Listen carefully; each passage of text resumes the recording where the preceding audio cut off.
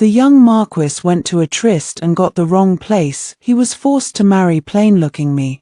Compared to the stunning noble lady he adored, he seethed and called me ugly. Luckily, I didn't care about him either. A fair-faced opera boy had a sweet tongue and knew how to charm people. I'd just touched his waist when the door was kicked open. The young Marquis's face turned green with rage. Jiu Chengyang, how dare you cuckold this Marquis? 1. I was this close to touching his abs. His roar froze me in place, my hand still on the opera boy's robe as I turned around. Marquis Song Yuhui had charged in, a troop of guards followed him, and at his gesture, they stood watch at the door. A cold wind sent a shiver to my heart. The opera boy scrambled to his feet and hid behind me in a panic. I frowned. Keep your voice down. Is this something to shout about? Song Yuhui glared at me, the fire in his eyes almost burning me alive. With a single look, the opera boy cowering behind me fled. You know it's shameful. He couldn't contain his booming voice, snorting as he stared at the opera boy who'd bolted for the back door and walked straight into the guard's hands.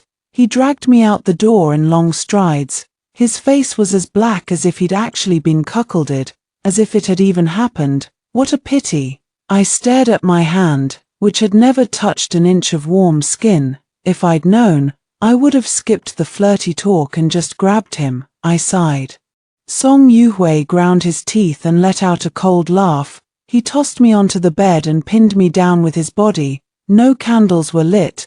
The dim light from outside cast shadows on his face, making him look like an evil fiend. It seems it's my fault, wife, for neglecting you if you're this desperate for affection. The last part of his words was true. Song Yuhui had never wanted to marry me. His heart was set on the Duke's legitimate daughter, the most beautiful lady in the capital. At autumn hunts and lantern festivals, she outshone everyone like a flamboyant peacock, showing off her beauty and talent at every turn. Everyone thought they'd end up together. They were a match in looks and family background. Even their personalities complemented each other perfectly. Besides, she and he had grown up together as childhood sweethearts. I'd cracked sunflower seeds and listened to the gossips in tea houses, curious about them. Just how beautiful could they be to earn such universal praise? Until the day I delivered tofu to the Duke's mansion. Passing a rockery, the maid leading the way scurried off and vanished. With 3 or 4 paths branching off, I wandered lost in the maze. Someone suddenly dragged me into the dense woods behind the rockery. I met a face of breathtaking beauty. Even when he frowned in disgust and surprise, he was stunning. Faced with such beauty, I remembered my mother's teachings. Men and women must not touch each other unnecessarily. I pressed my hand to his shoulder and pushed hard. The counterforce sent me stumbling back, and 2 voices rang out at the same time. Rogue, who are you? Before the words faded, the man's face turned so black it could drip ink. He covered my mouth, muffling my loud shouts. Gritting his teeth, he pulled me back even closer, his voice sharp. Shut up. A strange, pleasant fragrance lingered in the air. It curled around my nose. And I swallowed hard, too nervous to speak. Before I could react, a crowd of people appeared in front of us.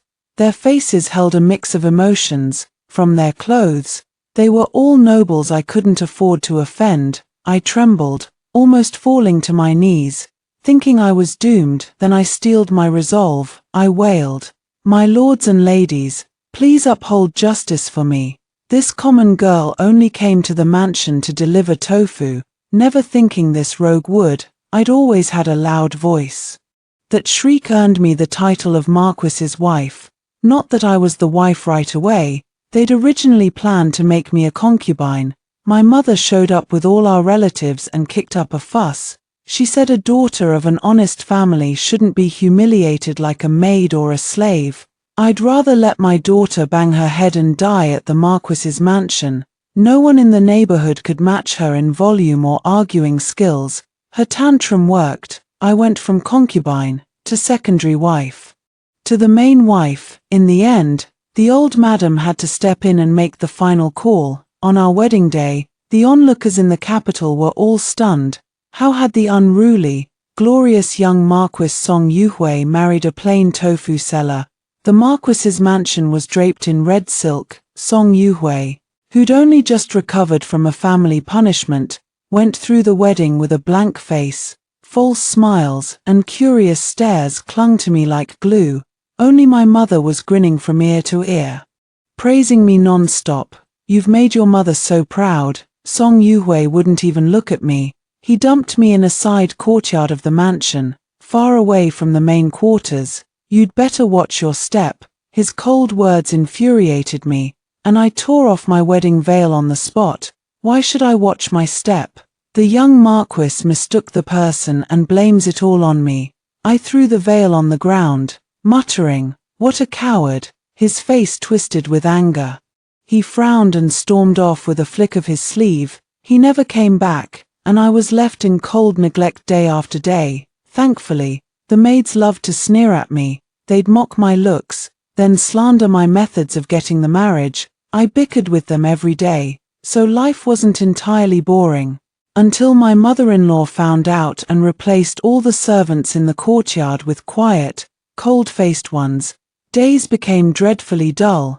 Then a maid I got along with smiled and whispered, "If you find it boring, madam, I hear the opera boys at the South Breeze Hall sing wonderfully. Why not?" She trailed off, leaving the rest unsaid, but my eyes lit up. I'd met one of them once when delivering tofu to a noble. An opera boy with half his face hidden had walked past, and his eyes had glanced at me seductively. It had made my heart flutter, and I'd thought if I had money, I'd definitely indulge in his company.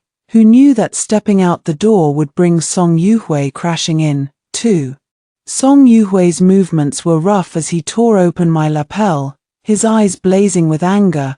He pinned my hands above my head and ripped open his own clothes. He kissed me wildly, without any rhyme or reason. A large patch of my chest was exposed, and his lean muscles looked rather good.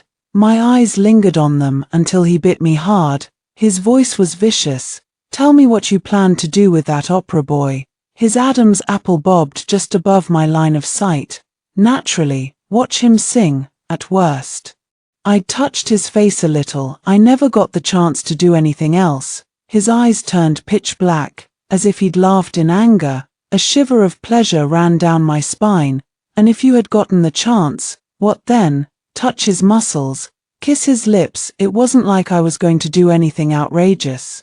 I straightened my back and spoke defiantly. "What's it to you? I didn't do anything outrageous. I just went out of the mansion to get some fresh air." "Fresh air? I think you were out seeking pleasure." "If I go out for a day to seek pleasure, then what about you? You parade around tea houses and restaurants every day like a peacock. Isn't that worse than me?" I stared him down, my arguing spirit a perfect inheritance from my mother. "You don't do a single proper thing all day. Only gallivant around and have fun." He was left speechless, his face turning red with rage. After a long while, he shouted back, "You're a merchant's daughter who can't read a single character, who doesn't even know the basics of morality and shame. What could you possibly understand?" Fury surged to my head. I sat up, not caring that my clothes were disheveled, and faced him head-on. "I may not understand the knowledge and insights of nobles, but I've ground soybeans, made tofu, and hawked it since I was a child. I've walked every street and alley, and I know the ins and outs of every household. I'm strong, I can climb trees and argue, and there's not a troublemaking ruffian in town I can't outshout or outfight." I glared at him. "Unlike you nobles, who spout sappy poems with your mouths and utter unreasonable words, yet you're utterly useless. You probably can't even climb a tree as well as I can. Besides, who in the capital doesn't know that the young Marquis is a dandy with no achievements to his name?" Song Yuhui's eyes turned bloodshot. Suddenly, he broke into a wicked smile and pounced on me. He bit my lip and pressed me back down on the bed. His movements were rough and unskilled. I grimaced in pain, dug my nails into his back, and slapped him across the face. He let out a low grunt. For a moment, my mind went blank. I thought of the opera boy's soft, shy eyes and his impossibly tender lips. He would have touched me gently, making me feel good and satisfied. A sharp thrust jolted me back to my senses. Song Yuhui curled his lips, but there was no warmth in his eyes. What's on your mind, wife?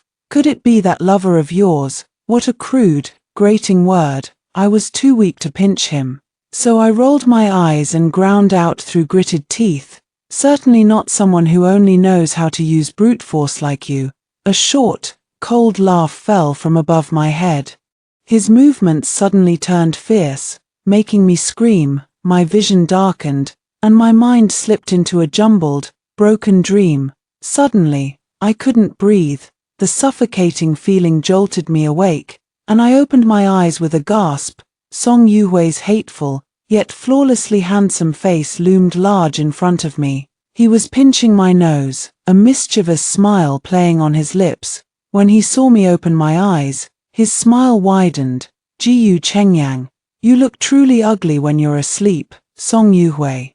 You're truly blind and insane. Enraged, I raised my hand to slap him. He ducked, as if he'd been expecting it, and grabbed my hand to yank me to my feet. He was fully dressed. He glanced out the window and said, "Let's race to climb a tree." His eyes were serious as he planted his hands on his hips. When it comes to being unproductive, this Marquis is not afraid to lose to you. It seemed he'd actually taken my taunts from last night to heart. I was lost for words. How old are you now?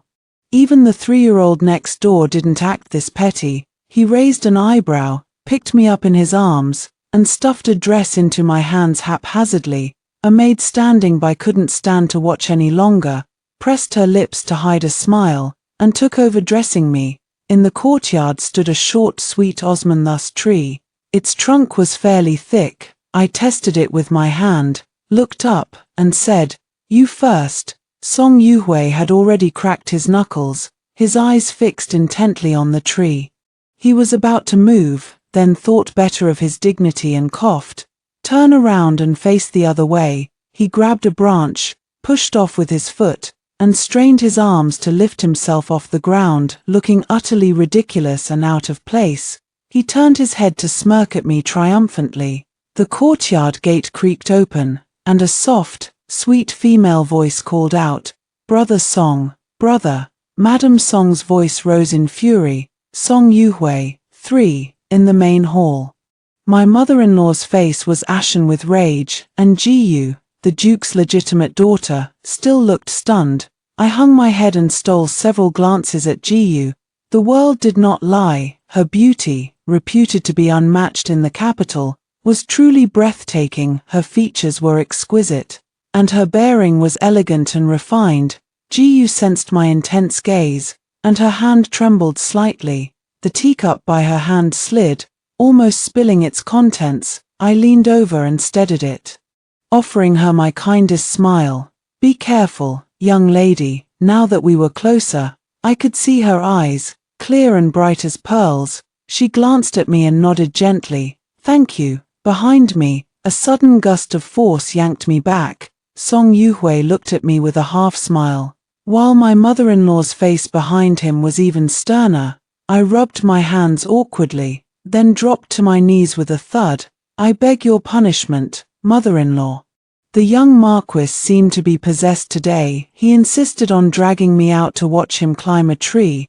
I tried my best to dissuade him, clinging to his sleeve, but he shouted at me fiercely. I truly couldn't stop him. "It's all my fault." My voice trembled with feigned panic as I spoke, and I squeezed out a few tears for good measure. A gaze as sharp as a blade bore into my back. Song Yuhui let out a soft, ambiguous laugh and took a step forward.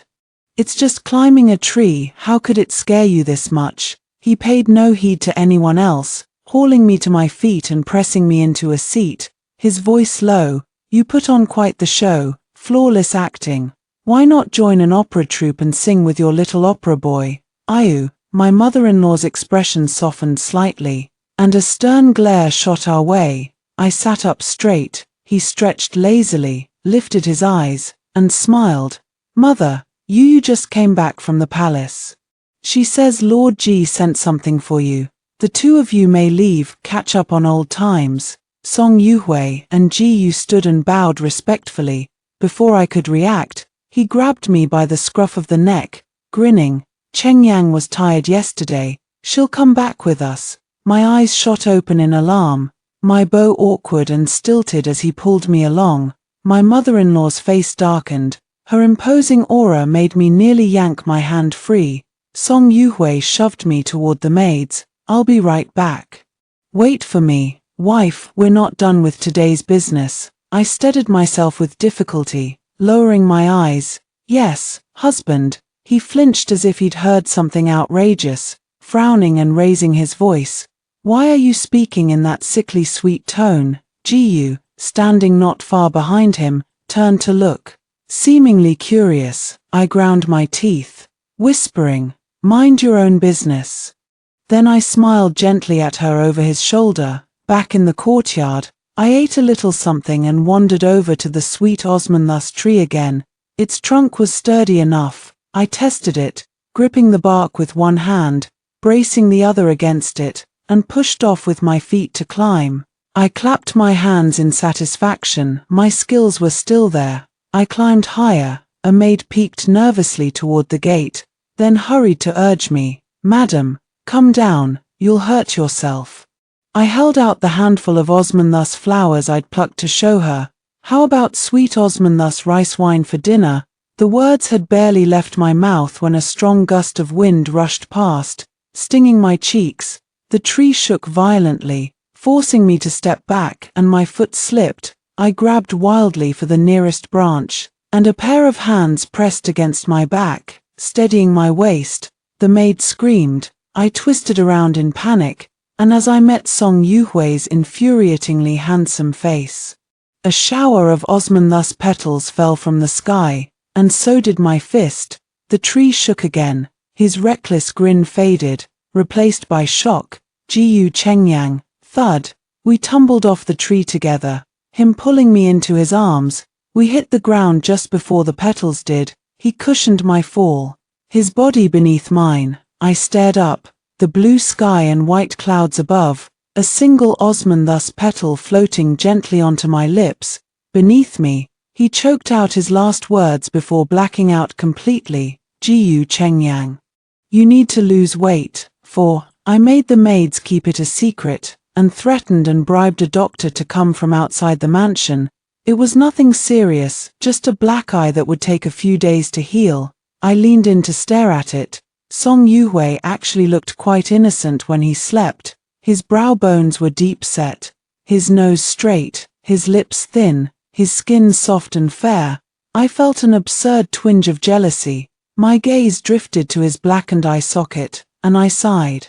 He was far too delicate. I'd barely put any force into that punch. I'd only been married 3 months, and if word got out that I'd beaten my husband, it would be a disaster. I had to make sure he kept this quiet too.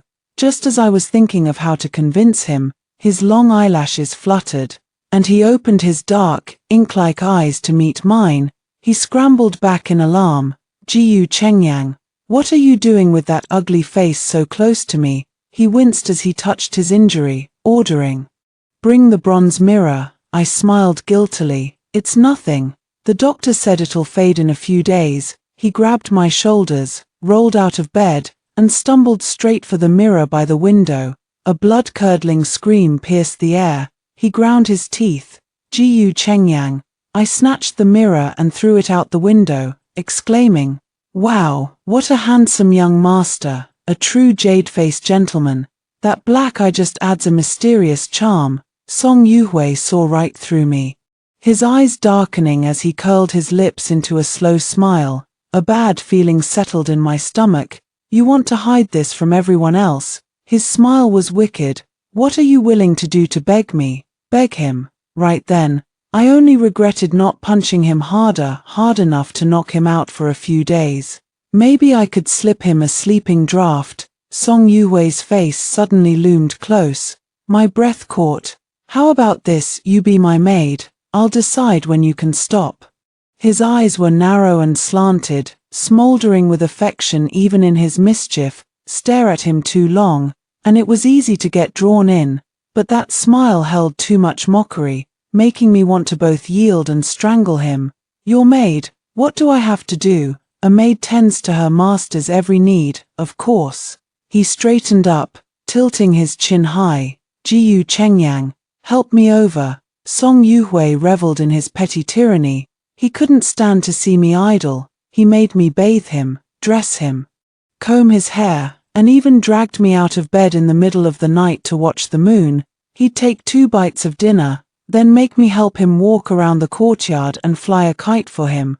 I'd run around the entire yard until I glared at him so fiercely he'd finally stop, then he'd throw his head back and laugh. I seethed all day, glowered every half hour, and counted the days until his injury healed. I was making sweet osmanthus rice wine with a maid when it happened. The steps were simple, but it took time, so we sat on low stools and chatted. She told me about the delicacies from her hometown. I told her about the funny ways my mother had taught me to argue as a child. The sun was warm, a soft breeze blew, and an osmanthus petal landed gently in the maid's hair. I tilted my head to brush it away, just thinking how nice life was, when I saw a face as black as thunder. Jiu Chengyang, are you deaf? Song Yuhui stood by the tree, looking furious, and waved me over. Come here, now.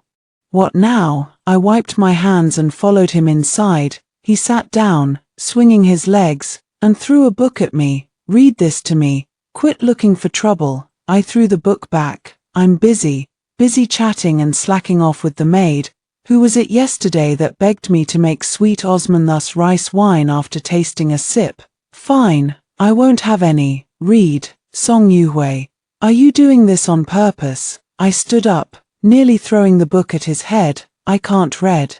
How am I supposed to read to you? The last of his stubbornness crumbled. He darted his eyes around flusteredly, muttering, I didn't know. Then he put on a brave face again. Why are you shouting so loud just because you can't read? He pulled me down to sit. I dug in my heels, refusing. We tussled, and he tugged hard. I lost my balance, falling onto him, my right hand landing somewhere it shouldn't have. He let out a low grunt, something hard pressing against my palm. I stared up at him in disbelief, his face flushing bright red all the way to his neck. Why, you're injured and still. He grabbed my hand, his eyes turning fierce. He pinned my hand down and rolled on top of me, propping himself up on his elbows. Who says I'm useless? This Marquis will show you just how useful I am. He crashed his lips onto mine in a hurry. Wait, hold on. A voice, even more urgent and panicked, came trembling from outside the door. Young master, the Duke's mansion has been raided. Miss G begs to see you. Song Yuhui froze, his face paling. He rolled out of bed and bolted for the door, his outer robe hanging open haphazardly. I blinked, and he was gone. The beautiful lady's family was raided. Wait, when did Song Yuhui's foot heal? 5. The raid on the Duke's mansion sent shockwaves through the capital. The Emperor's will was unfathomable. He'd rewarded the Duke one day, and ordered his mansion raided the next. Fear spread through the capital's noble families. I couldn't help but worry too. Would the beautiful lady die? If Song Yuhui got involved, would he get the Marquis's mansion raided too? I tossed and turned all night. At the first crow of the rooster, I heard faint rustling in the mansion. I got up, a maid standing by my bed. What's going on? The young master's back, she said, hesitating, then lowering her voice. The old Marquis locked him in the ancestral hall and punished him with the family rod. What? I snapped awake. Did he anger the Emperor? The maid hung her head. Footsteps sounded in the courtyard, followed by a thick, coppery stench of blood. 2 servants carried Song Yuhui in, his face as white as a sheet. A doctor followed close behind. I hurried to clear the bed. After the doctor examined him and applied medicine, I poked his arm. Are you okay? He pried his eyes open weakly. I'm not dead. SSS Jiu Chengyang. What are you doing? I pulled my hand away from his wound, grinning. I've never seen a family punishment before. You nobles are really brutal to your own kids. I'd only read about this in storybooks at the tea house, never seen it in real life. It was fascinating. It won't get me in trouble, will it? He caught my meddling hand, laughing coldly. The men coming to arrest you will be here soon. Then his voice turned serious, out of nowhere. I'm going to war in a few days. I studied his face. He wasn't lying. Seijo, for once, he was solemn. The Hu barbarians are rebelling. Bandits run amok. Seijo is dangerous. But someone has to go. I nodded, my mind already wandering, far away from the capital. No husband to pester me, plenty of silver in the mansion, and a mother-in-law who barely saw me. I'd finally landed the good life. Song Yuhui lay in bed for 5 days before he could sit up. He heard me humming a tune and tugged my hair. What's that awful noise you're making? He'd be leaving in 2 days, and I was so happy I didn't bother to answer. I turned my head away and hummed louder. His eyes narrowed, and he let out an ambiguous laugh. Jiyu Chengyang, you've been in a remarkably good mood lately. The sun's nice, so I'm happy.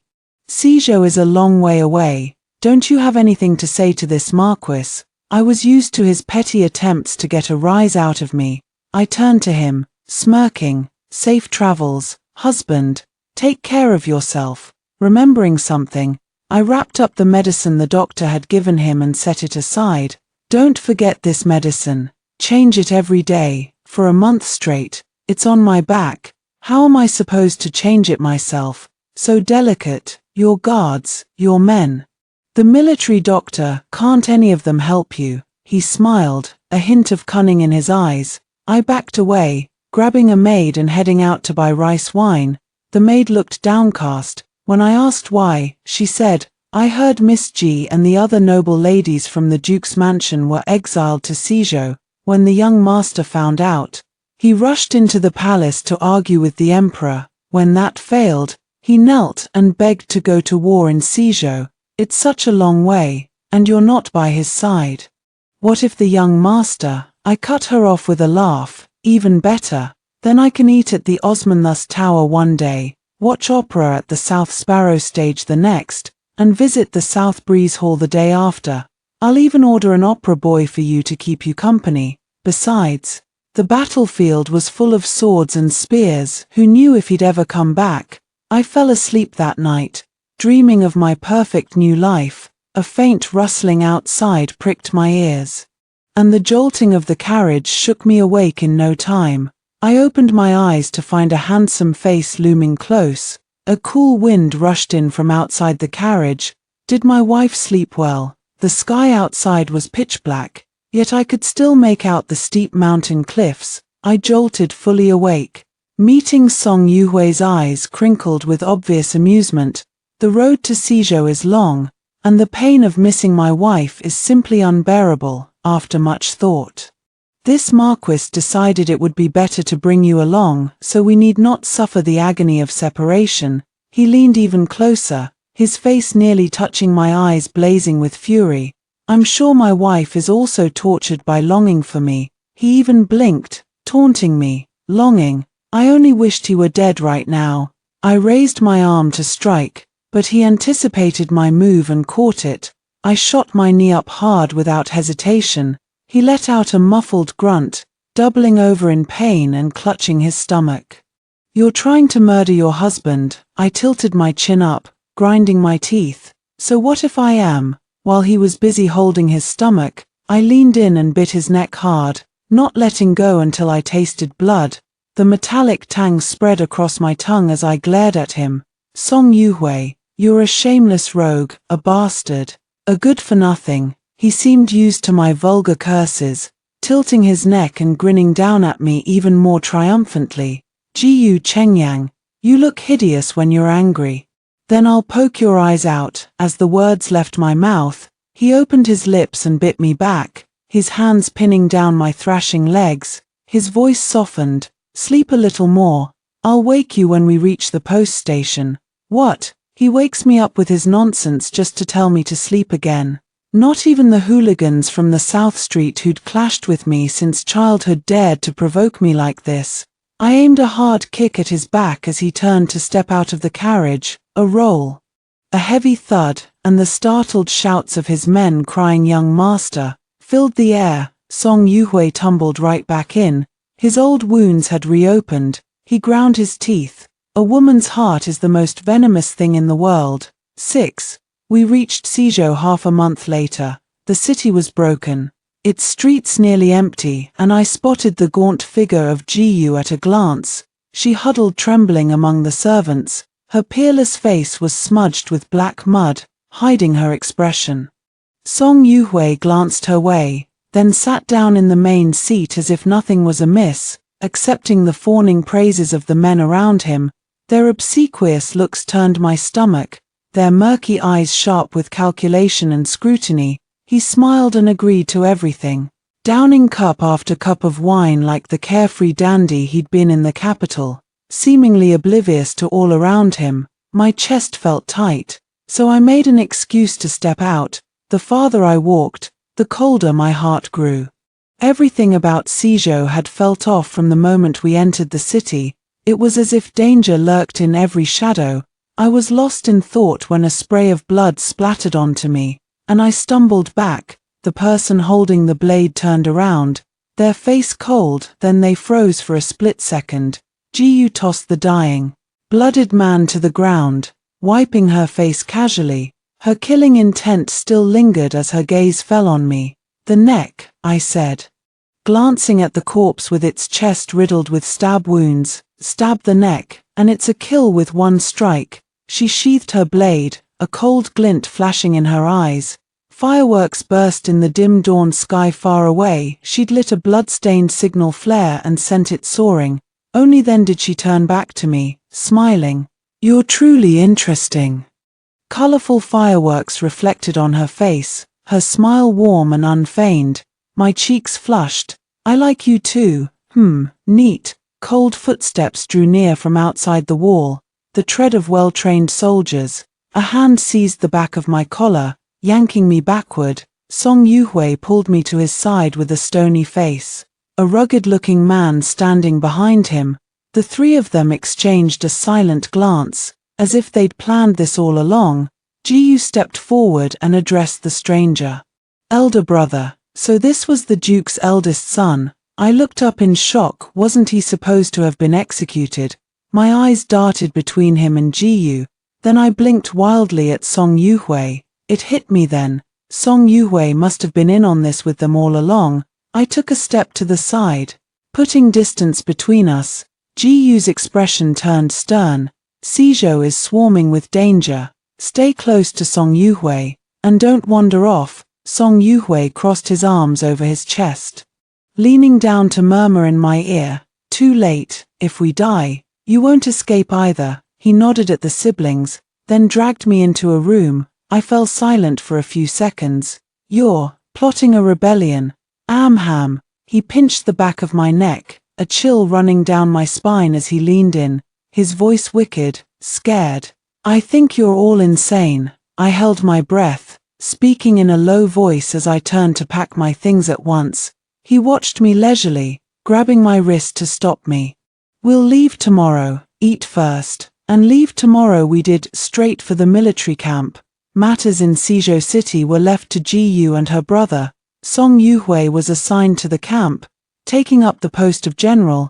The camp was full of men, with only a few old women cooking and a handful of maidservants.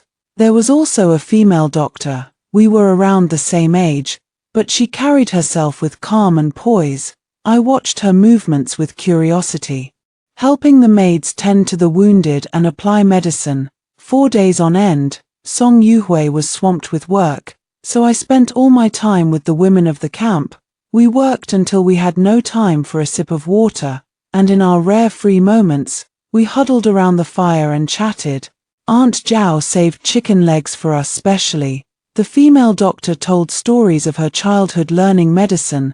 The maids spoke of how they'd been rescued during the chaos in Suzhou. The female doctor looked at me. "We still don't know how you ended up here."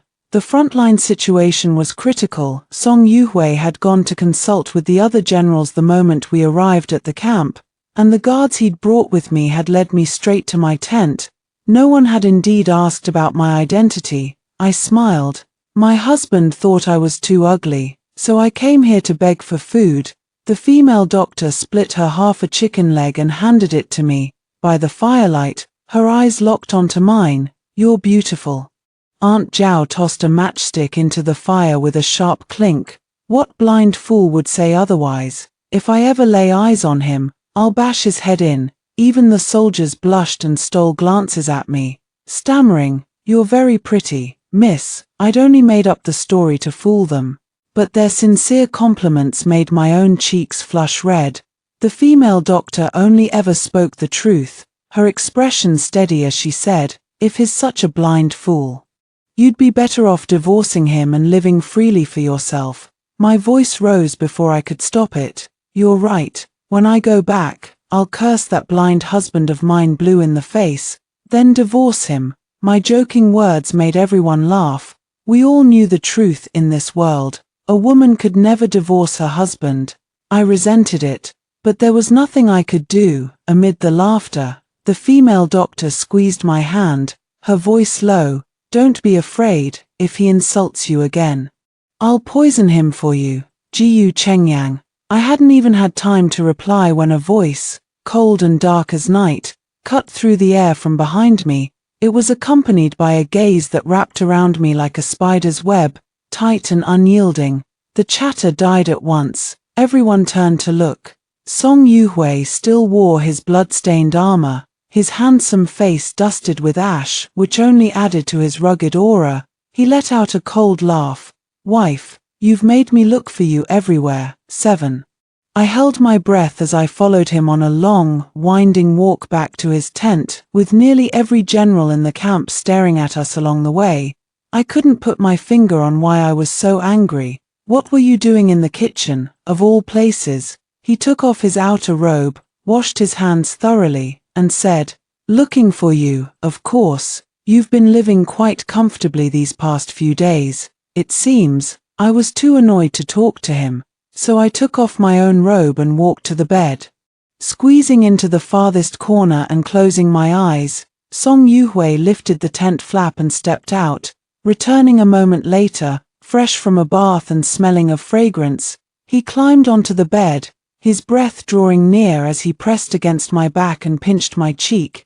"You've lost a lot of weight," he murmured. "Tell me, what were you talking about that made you laugh so hard with them?" "Just chatting."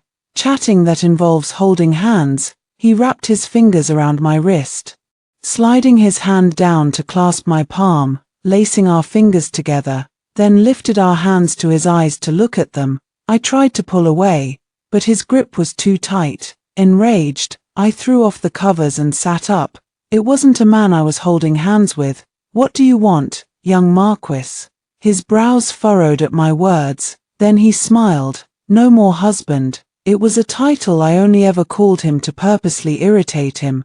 I stared at his expression, asking slowly, "Why are you unhappy today?" That look on his face was clearly hiding something. "I don't know," he said, brushing our clasped hands against his cheek, then pinning them down on the bed beneath him, grinning wickedly. "But I know how to make myself happy." With that, he kissed me, fierce, reckless, as if he meant to make me cry out. But this tent was nothing like the stone walls of the Marquis's mansion. I bit my lip so hard I nearly drew blood, refusing to make a sound. Song Yuhui's movements grew rougher, harder. When he saw me biting my lip, he chuckled. "Chengyang, why do you hold back?" He moved again, deliberately this time. I snapped, slapping him across the face, grabbing his neck and pinching the flesh hard.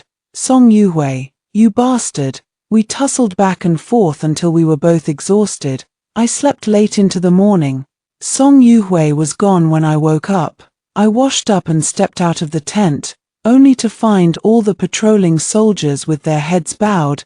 They held their breath all the way. As if afraid to look at something, I went to the female doctor's tent, and that's when I found out the shouts and curses from Song Yuhui's tent had echoed through the camp the night before, and when Song Yuhui had stepped out that morning, The red handprint on his face had still been clear for all to see. Word had spread. The young Marquis and his wife had fought and cursed like bitter enemies again last night. She glanced at me, her voice low. Did he hurt you? Her expression was troubled. I can only poison him for you after this battle is over. I burst out laughing. Not at all.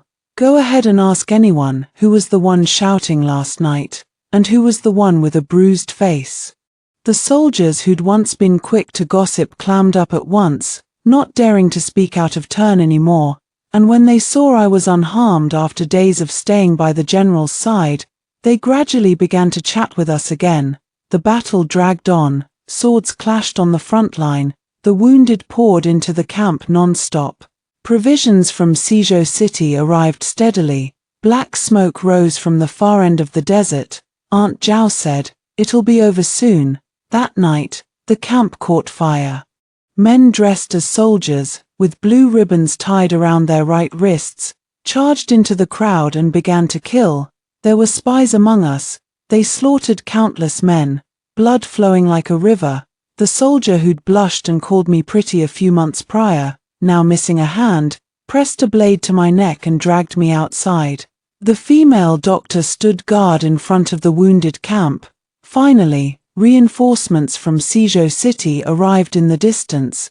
Black smoke choked the air, stinging my eyes, and a heavy blow struck the back of my neck. The world went black. 8. When I opened my eyes again, thick rope bound my hands, and I was hung from the city wall. A strong wind blew, sending my body swaying uncontrollably from side to side. It felt like swinging on a most unusual swing. The traitors had seized power, inciting war with the Hu barbarians in a bid to take Suzhou for themselves. Seeing their defeat was inevitable, they'd taken me hostage to use as leverage. Oh, and Gu too. She was bound the same way on the other side of the wall, her RU skirt fluttering in the wind. Not even in such a predicament did she look the least bit disheveled. She glanced at me, offering a comforting smile. I smiled. My eyebrows shot up, then he suddenly went limp and fell into my arms. His chin rested on my shoulder, and I wrapped my arms around him instinctively, my palms meeting a sticky wetness of blood. The doctor mixed up a poultice, and I stared as he applied it to Song Yuhui's wound. I thought of the female doctor and the others in the camp. And Jiyu told me they'd been settled in another manor on the outskirts of the city. I rushed over there at once, and the female doctor was still busy tending to the wounded. Aunt Zhao's soup wafted with a rich aroma, and the maids swarmed around me, fussing over me with concern. We chatted as we worked, changing the wounded's dressings before sitting down to eat together. This time, we didn't have to choke down dry, tasteless coarse grain anymore. A brazier blazed in the courtyard, and we sat huddled around it, talking about the days to come. The female doctor pressed a small pouch of medicine into my hand and blinked.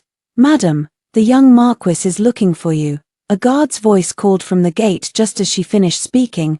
I nearly jumped out of my skin, my palms sweating profusely as I clutched the medicine pouch tight. 9. I returned to the room. Song Yuhui lay on the bed, looking pale and weak, but his dark, cold eyes flicked open at the sound of my footsteps. He ground his teeth. "Jiyu Chengyang, your husband's injuries are still unhealed, and you ran off to waste the whole day with a bunch of irrelevant people." He bit down hard on the last few words. "The doctor said it's nothing serious." He was being utterly unreasonable. "They're my friends, and I'm happy spending time with them." "You're not happy spending time with me. Why?" His eyes fixed on my face, sharp and intense, as if he would drop dead on the spot if I dared nod my head.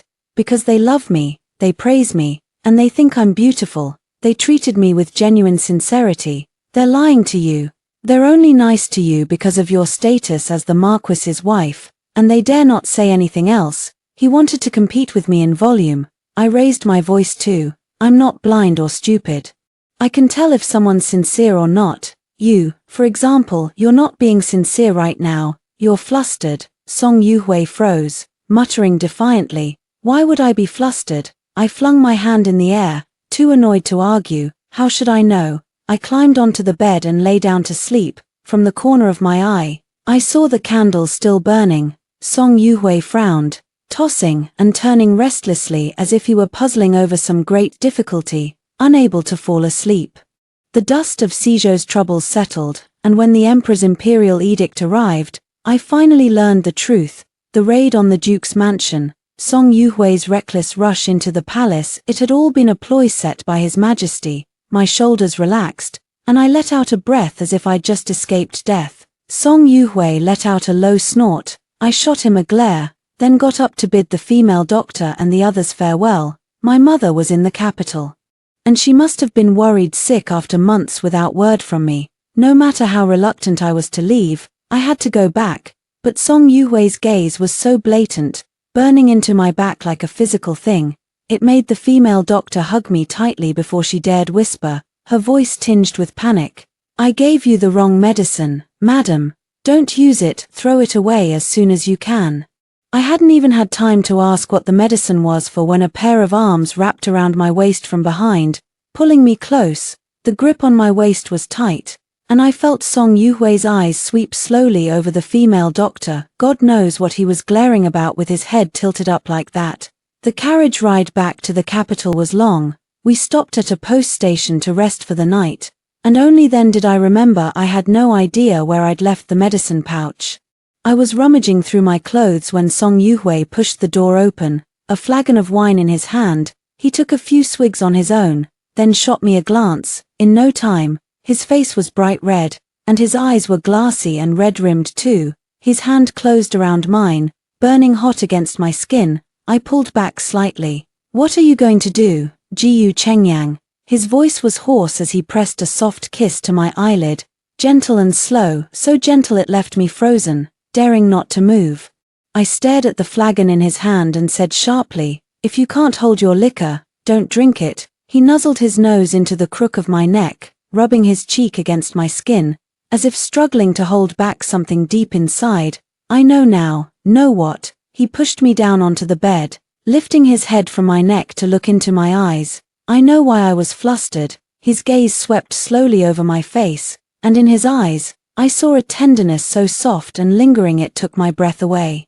"Jiyu Chengyang, you're so beautiful, the most beautiful woman I've ever seen." I stared into his eyes. There was not a hint of mockery, not a trace of a joke in them. My gaze flicked to the wine flagon. A cold dread curled in my chest. Could he have been poisoned? My mother had always said, "A man on his deathbed speaks only the truth." His eyes were red, his face flushed, his whole body burning hot. My hand trembled, and I opened my mouth to shout toward the door, "Someone, fetch the doctor." Song Yuhui grabbed my wrist and clapped his hand over my mouth, pressing his lips to my ear, his voice low and warm. "Aren't these the very drugs you wanted me to take? That medicine?" His cheeks were flushed as he kissed me, then pulled back, fighting to control himself, his eyes dark with desire. "Today, I'll grant your wish." He rolled onto his back and lay still, a faint, encouraging smile on his lips.